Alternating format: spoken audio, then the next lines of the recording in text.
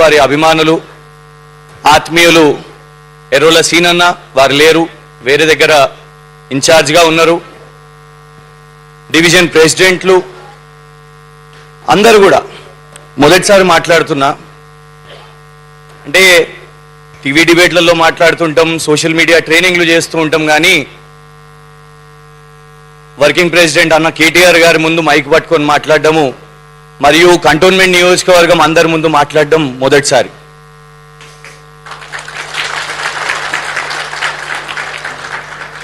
అందరు వక్తలు మాట్లాడినరు, స్థానిక నాయకులు అందరు మాట్లాడినరు, స్థానిక అంశాలు మాట్లాడినరు.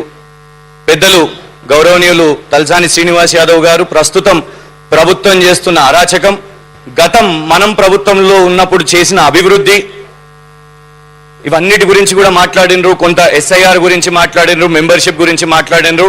తర్వాత పెద్దలు వర్కింగ్ ప్రెసిడెంట్ కేటీఆర్ గారు కూడా చాలా మైన్యూట్గా డీటెయిల్డ్గా మీకు పవర్ పాయింట్ ప్రెజెంటేషన్ ఎస్ఐఆర్ మరియు మెంబర్షిప్ గురించి వారు విస్తృతంగా చెప్తారు. సో వాస్తవానికి నాకు మాట్లాడడానికి ఇంకేం లేదు, కానీ సభ్యత్వ నమోదు దీని విలువ ఏంటిది?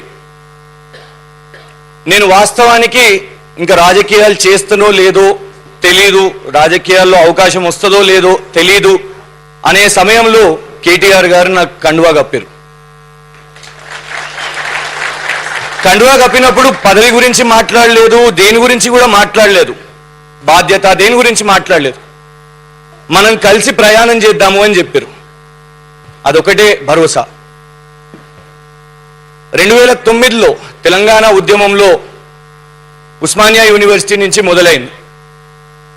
దానికంటే ముందు నేను కూడా మీలో చాలా మంది ఉన్న యువతలాగా నేను కూడా సామాన్యున్నే. చెన్నై గ్రౌండ్లో క్రికెట్ ఆడుతుండే, రాజకీయం చేస్తానో లేదో తెలియదు, అవకాశం వస్తుందో లేదో తెలియదు. అప్పుడు వెళ్దామన్నా కూడా కార్పొరేటర్ గారు ఎట్లా చూస్తారు అంటే, ఏదో ఒక పిల్లగాడు వచ్చిండ్లే, జెండా కట్టిపించుకుందాము, తిరిగిపించుకుందాము అని జనరలీ అట్లనే ఉంటుంది. ఈ స్థాయికి వస్తామో అని మనం అనుకోము.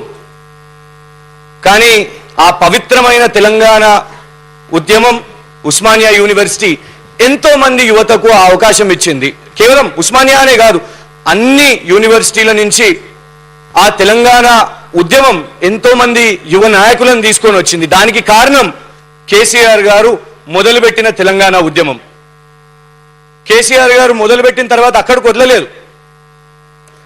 రాజకీయంగా ఎంతో మంది యువతకు కూడా అవకాశం ఇచ్చిండ్రు. ఈరోజు బాల్క సుమన్ గారు జైల్లో ఉన్నారు. వారిని మొదట పార్లమెంట్కి పంపించారు, ఆ తర్వాత మళ్ళా అసెంబ్లీకి పంపించారు.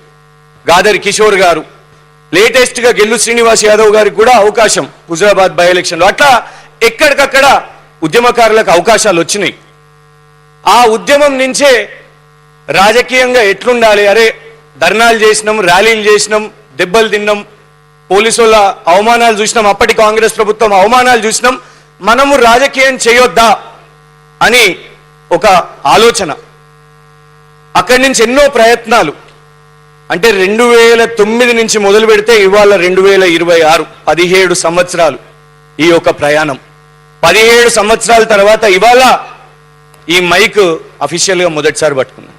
నేను ఒక్కటి, ఎవరికి ఎలాంటి అనుమానాలు వద్దు, ఎలాంటి అపోహలు వద్దు. నేను కేవలం 2 నెలలకు సభ్యత్వ నమోదు బాధ్యత వహించడానికే వచ్చినాను. 2 నెలల సభ్యత్వ నమోదు బాధ్యతనే. ఎందుకంటే కేటీఆర్ గారికి ఎప్పుడు ఇచ్చినా నాకు బాధ్యతనే ఇచ్చారు. నేనేనాడు అసలు అనుకోలేదు. ఆ సోషల్ మీడియాలో 1000 మంది ఫాలోవర్లు ఉండే, గంతే. అసలు 9 లైక్లు వస్తుండే, 10వ వస్తుందా ఇంకోటి పెరుగుతుందా అనే రోజుల్లోకి వెళ్ళి సడన్ గా సోషల్ మీడియా ఎందుకు ఇచ్చి రబ్బా కేటీఆర్ గారు అని అనుకున్నా. కానీ అక్కడి నుంచి మొదలు పెడితే ఇవాళ ఒట్టి ట్విట్టర్లో 170,000 మంది, అది బీఆర్ఎస్ కుటుంబం. ఇన్స్టాగ్రామ్లో ఒక 50,000 మంది, ఫేస్బుక్లో ఒక 80,000 మంది, అది బీఆర్ఎస్ కుటుంబం. సో ఒక వ్యక్తి ఆశయాల కంటే ఎక్కువ ఒక వ్యవస్థ యొక్క బాధ్యత, అది సభ్యత్వం యొక్క విలువ. ఇవాళ మీ అందరినీ కూడా కోరుకునేది ఏంటంటే, యువత మన దగ్గరికి రావాలనుకుంటున్నారు, గోడలు కట్టకండి దయచేసి. రాజకీయాల్లో చాలా మంది రావాలనుకుంటున్నారు. కేసీఆర్ గారు లాంటి నాయకత్వం, కేటీఆర్ గారు లాంటి నాయకత్వం, ఇందులో మేము పనిచేయాలి, మేము గులాబీ జెండా ఎత్తాలి, తెలంగాణని అభివృద్ధి దిశకు మళ్ళీ తీసుకుపోవాలి అని అన్నప్పుడు కొత్త రక్తం రావాలి, దాన్ని మనం రానివ్వాలి. నువ్వు అక్కడికి పోవాలంటే పర్మిషన్, నువ్వు ఇక్కడికి పోవాలంటే పర్మిషన్, నువ్వు నాకు చెప్పి పోవాలి అని అంటే అది రాజకీయం కాదు, బానిసత్వం అవుతుంది. మనము తెలంగాణ కోసం కొట్లాడిందే ఆ బానిసత్వం కాదు, స్వేచ్ఛ కోసం, ఆత్మ గౌరవం కోసం. అందరి దగ్గరికి వెళ్ళండి, ఎవరి దగ్గరికి మీకు నచ్చిన వాళ్ళు ఎవరి దగ్గరికన్నా వెళ్ళండి, కానీ గులాబీ జెండా మోసే ఏ నాయకునితోనైనా మీరు పోయి కలిసి కదం వేయండి. ఎవరు మనం శాశ్వతం కాదు, అల్టిమేట్ గా పార్టీ శాశ్వతం, వ్యక్తులు శాశ్వతం కాదు. మనం చాలా మంది అవమానించారు మనను. ఒక ఉప ఎన్నిక చూసినాం మనం, లాస్ట్ ఉప ఎన్నిక, అందులో ఏం చేసిర్రు? సరే గెలుపు ఓటములు ఉంటాయి ఎన్నికల్లో, కానీ ఎంత పైశాచికంగా చేసిరంటే మన కారు గుర్తును బుల్డోజర్ తోని తొక్కి దాన్ని ఇటు తిప్పి చేసిరు కదా. దానికి మనము ప్రతీకారం చేయాలంటే మనము పోరాడాలి. గెలవగానే మొదటి రోజే కేసీఆర్ గారు నిర్మాణం చేసిన ముఖ్యమంత్రి కార్యాలయం మన రాష్ట్రం యొక్క ప్రతీక. అటు సచివాలయం కానివ్వండి, ఇటు ముఖ్యమంత్రి కార్యాలయం కానివ్వండి, దాని యొక్క శిలాపానకానికి బురదను పెట్టిన కాంగ్రెస్ వాళ్ళు, ఇది మర్చిపోకండి.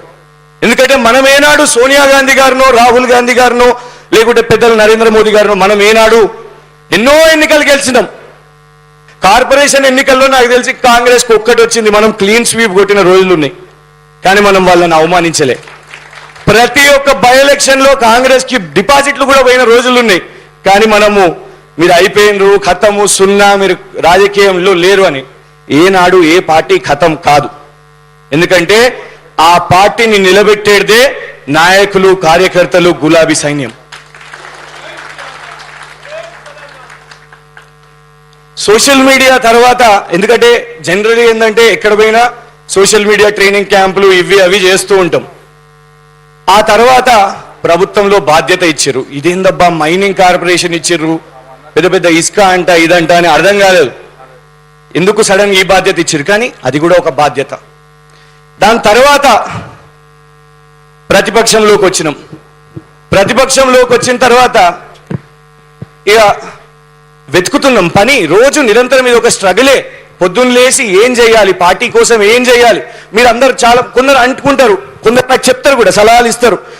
నువ్వు ట్విట్టర్లో ఉన్నవే అంతే, ఎక్కడ లేవు గ్రౌండ్లో అంటే మరి ఎక్కడ ఇంకెక్కడ చేయాలి, ఏదో ఒకటి చేయాలి పార్టీ కోసం. మన ప్రభుత్వం ఏం చేసింది అనేది చెప్పాలి, వాళ్ళు ఏం తప్పులు చేస్తున్నారు అనేది చెప్పాలి. ఎక్కడ చెప్పాలి, ఆలోచనలు ఇక్కడ పెట్టుకుంటే సఫకేట్ అవుతాం. అది సఫకేట్ కాకుండా బయట ప్లాట్ఫామ్స్ వస్తేనే మనం అందరం అప్పుడప్పుడు కలుసుకుంటేనే, ఇవాళ కేటీఆర్ గారు వచ్చారు కదా అని మనం కలుసుకోవడం కాదు, అప్పుడప్పుడు అందరం కలుసుకుందాం. ఎవరైనా నగేష్ అన్న వాళ్ళ ఇంటికి పిలిస్తే వెళ్దాం, నివేదిత గారు వాళ్ళ ఇంటికి పిలిస్తే వెళ్దాం, ఎర్రోల సీనన్న పిలిస్తే వెళ్దాం, బోర్డు మెంబర్లు పిలిచినా వెళ్దాం, కానీ మాట్లాడుకుందాం. ఎందుకంటే పార్టీ ఈ 2.5 సంవత్సరాలు మనం అందరం కూడా అలైబలై చేసుకుంటూ ఉంటే రేపు వచ్చే ఎన్నికలు, ఎందుకంటే ఇవాళ చూడండి అక్కడ ఇలా మనకున్న ఎమ్మెల్యే 2,000 రూపాయల ఎమ్మెల్యే, మీకు అందరు తెలుసు. 2000 ఎమ్మెల్యే అంటారు కదా ఆయనని. ఇవాళ ఆ 2000 ఖర్చు పెట్టింది కాబట్టి దాని వసూలు పనిలో ఉన్నాడు. అది కూడా ఏది, మనం కట్టిన డబుల్ బెడ్రూమ్లు, 1 కాదు 2 కాదు 3 కాదు 4 డబుల్ బెడ్రూమ్ ప్రాజెక్టులు కట్టించారు మనకు కేసీఆర్ గారు. వాళ్ళేమో 6,000 ఇంద్రమ్మ ఇల్లు అన్నారు, ఏమీ లేదు. కానీ మనం 4 డబుల్ బెడ్రూమ్లు కట్టించామంటే మనం చేసిన పని చాలా గొప్పగా ఉంది. ఇక్కడ మల్టీపర్పస్ ఫంక్షన్ హాల్ ఇలా సుమారు 1000 మంది 1500 మంది అక్కడ దావత్ చేసుకోగలుగుతారు. మల్టీపర్పస్ ఫంక్షన్ హాల్ ఒక్క ప్రభుత్వంలో అసలు ఎన్ని పనులు. అంతేకాకుండా టిమ్స్ అల్వాల్ గాంధీ ఆసుపత్రి దాకా మీకు పోవడానికి ఇబ్బంది అవుతుంది, 20 నిమిషాలు ట్రాఫిక్ జామ్, ఇదంతా ఎందుకు, మీకు పక్కనే మీ కంటోన్మెంట్ నియోజకవర్గం వాళ్ళకు టిమ్స్ అల్వాల్ వేపిస్తా అని కేసీఆర్ గారు మనకు చెప్పించారు. అంటే అసలు చెప్పుకోవడానికి ఎన్ని పనులు ఉన్నాయి మనకు. మనం అది చెప్పుకొని రేపు వేరే వాళ్ళని, కాంగ్రెస్ కానివ్వండి బీజేపీ వాళ్ళని కానివ్వండి, మనం మన ప్రభుత్వం చేసిన గొప్ప పనులను మనం చెప్పుకోవాలి. మల్టీపర్పస్ ఫంక్షన్ హాల్ ఉంది, టిమ్స్ అల్వాల్ ఉంది, మన డబుల్ బెడ్రూమ్స్ ఉన్నాయి, ఇలా రకరకాల ఆల్రెడీ బోర్డు మెంబర్స్ అందరు కూడా చెప్పారు. నేను ఒకటే మిమ్మల్ని అందరినీ కోరేది ఏంటంటే, రేపు మెంబర్షిప్ని ఇవాళ సమావేశం చేసినాం కదా, ఇది ఒక వన్ డే ఈవెంట్ ఎప్పుడు చేయొద్దు, ఈవెంట్ కాదు, ఒక ప్రాపర్ ప్రోగ్రామ్ ఉండాలి, ఒక కన్స్ట్రక్టివ్ ప్రోగ్రామ్ ఉండాలి, ఒక ప్రణాళిక ఉండాలి.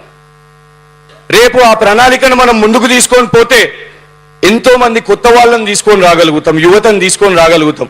వాళ్లకు చేయబట్టుకొని ఒక భరోసా, అరే వీళ్ళు ఉన్నారు కదా ఇవాళ నాకు అంటే ఒకటేంటిదంటే అల్టిమేట్ గా మనం వెనుకకు చూస్తాం. ఇంట్లో పిల్లలకి ఏం భరోసా ఉంటుంది, ఒక మా తల్లి ఉన్నది కదా, మా తండ్రి ఉన్నది కదా అని భరోసా ఉంటుంది. మరి రాజకీయంలో ఉన్నప్పుడు వెనుక మన తండ్రి కేసీఆర్ గారు ఉన్నారు కదా అని ఒక భరోసా ఉంటుంది, మన అన్న రామన్న ఉన్నారు కదా అనే భరోసా ఉంటుంది. మనం ప్రభుత్వంలో ఉంటేనే కదా మనకు పదవులు వచ్చేటి, రకరకాల పదవులు, రకరకాల పథకాలు. ఇవాళ చూడండి, కొంచెం ఒక ఎలక్షన్ కాగానే మనోళ్ళు పటపటా అన్నట్టు పోయారు. ఏమైంది, ఒక్కొక్కకన్నా పదవి వచ్చిందా? పోయిన వాళ్ళకి మనకు ఒక్కొక్కకన్నా పదవి వచ్చిందా? మన వాళ్ళకు రాలే, వాళ్ళు అందుకే తిరిగి వస్తామని అంటున్నారు. మళ్ళా కలుపుకపోదాం, ఒక కుటుంబం లాగా ముందుకు పోదాం. దయచేసి ఎలాంటి అనుమానాలు పెట్టుకోవద్దు. ఈ వచ్చే కొన్ని రోజులు ఎప్పుడైతే యాప్ మొదలవుతుందో డిజిటల్ పెట్టడానికి కూడా కారణం అదే. ఎందుకంటే పెద్దలు మీకు అందరికీ కూడా బూత్ మీద పట్టుంటది, మీరు నిలబడితే ఓట్లు పడతాయి. కానీ కొంత యువత కూడా ఉంటే వాళ్ళ ఫోన్లు ఉపయోగిస్తారు, వాళ్ళను కూడా ప్రోత్సహించినట్టుంటది. మనం చూస్తున్నామే, అలా దేశమే మనకు ఒక గుణపాఠం నేర్పిస్తున్నది. తమిళనాడులో డిఎంకే ఉంది, ఏఐడిఎంకే ఉంది, తోక పార్టీలాగా కాంగ్రెస్ ఉన్నది, బీజేపీ ఉన్నది, వీళ్ళందరూ ఉన్నారు. కానీ అయినా కూడా ఒక కొత్త పార్టీ అవసరం ఎందుకు పడ్డది వాళ్లకు? యువత అందరు ఎక్కడేసిర్రు? ఇలా దేశం మొత్తంలో గౌరవ చీఫ్ జస్టిస్ ఆఫ్ ఇండియా గారు ఒక్క మాట మాట్లాడినందుకు, కాక్రోచ్ పారాసైట్స్ అనగానే రాత్రికి రాత్రి ఒక సునామీ లాగా యువత అందరూ ఒక పార్టీ ఇన్స్టాగ్రామ్ లో మొదలు పెట్టేసారు. మొదలు పెట్టగానే చూసినాం, కొన్ని సంవత్సరాలు దశాబ్దం దాకా ఉన్న భారతీయ జనతా పార్టీకి ఫాలోవర్లు ఈ 4 రోజుల్లో ఇది ఇన్స్టాగ్రామ్ లో కొట్టేశాను. ఎందుకు అంటే యువతలో ఒక ఆందోళన ఏంటంటే, వీడు బచ్చగాడే, అంత పిల్లలు తిరుగుతారు వీనితోని. కానీ వాళ్ళ అదే పిల్లలు కదా నిన్న రాత్రంతా పాపం నిలబడి బ్యానర్లు కట్టింది, అదే పిల్లగాళ్ళు కదా జెండాను మోసేది, అదే పిల్లగాళ్ళు కదా పోలీసులు అడ్డం పడితే నిలబడి దెబ్బలు తినేది. దయచేసి వాళ్ళని మనం అవమానించవద్దు. బచ్చాగాళ్ళు పిల్లగాళ్ళు దయచేసి మనం అందరినీ తీసుకొని పోదాం, పెద్ద సముద్రం లాగా అయిదాం వాళ్ళందరూ కూడా. ఎందుకంటే ఇతర రాష్ట్రాల్లో అట్లాంటి పరిస్థితి ఉన్నది, కానీ ఇక్కడ కాంగ్రెస్ ని బీజేపీని దెబ్బ కొట్టాలి అని అంటే ఉద్యమ పార్టీ ఆల్రెడీ ఉన్నది. ఆ ఉద్యమ పార్టీని మళ్ళీ ప్రభుత్వంలోకి తెచ్చి తెలంగాణను మనం టాప్ లోకి పెట్టాలి. చివరిగా ఒకటే చెప్తాను, ఇచ్చిన బాధ్యత నిర్వర్తించడం ఒక సామాన్య కార్యకర్త లాగా. నేను మీ మధ్య ఎవరు పిలిచినా కూడా నేను ఒకటే చెప్తాను, ఎలక్షన్స్ చాలా దూరం ఉన్నది, ఎవరెక్కడ ఉంటారో తెలియదు. ఇది రాజసం కాదు, రాజుల సమయం కాదు, ఇది నాది, ఇది మీది, ఇది కానే కాదు. అన్నగారు ఎక్కడ చెప్తే, రామన్ ఎక్కడ చెప్తే అక్కడ బాధ్యతగా ఏం చెప్తే ఆ పని చేస్తాం. సో మీరు దానికోసం నా మీద ఏమన్నా అనుమానాలు ఉండి అది మీరు మెంబర్షిప్ మీద చూపెట్టకండి. నేను ఒక కార్యకర్తలాగా వచ్చి మీరు చేసే ప్రతి పని, ఏ సలహా ఉన్నా, ఏ ఆలోచన, కొత్త ఆలోచన తీసుకొద్దామన్నా కూడా నేను సేవకునిగా మీ దగ్గరకు వస్తాను.